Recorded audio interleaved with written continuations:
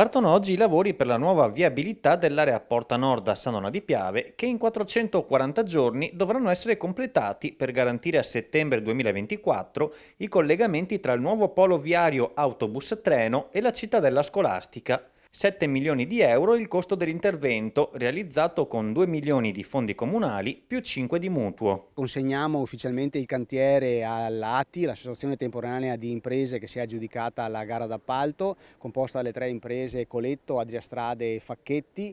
Primo stralcio sarà questo in cui siamo, di fronte al ristorante La Vite, in direzione della stazione Attovo, della stazione del treno, per garantire a settembre 2024 agli autobus di poter arrivare alla città studi.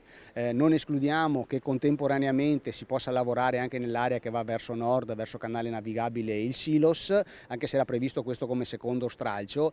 Una rete viaria rivista per l'intera area che aiuterà anche la città ad essere più attrattiva da e per le altre località. Sì, noi a San Donà forse non siamo abituati a pensare al ruolo che questo polo potrà avere nel futuro nella comunicazione con tutto l'entroterra e verso il litorale, perché l'adiacenza da oggi di queste due stazioni, il bike park che verrà realizzato a fianco alla stazione dell'Atvo, comporta l'integrazione totale ferro-gomma, cioè sarà possibile scendere dal treno e prendere l'autobus immediatamente. Un ruolo logistico e viabilistico per San Donà che potrà rilanciare la città e i servizi che da sempre riusciamo a fornire. Nuova viabilità, ma anche nuovi parcheggi a servizio delle due stazioni, il primo dietro l'edificio ex Confrutta e il secondo adiacente alla nuova autostazione.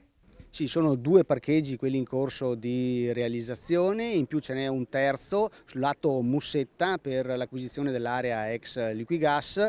Rimarrà comunque attivo il parcheggio della vecchia stazione in sostanza, quindi avremo parecchie centinaia di posti auto a disposizione per chi utilizzerà questo nodo.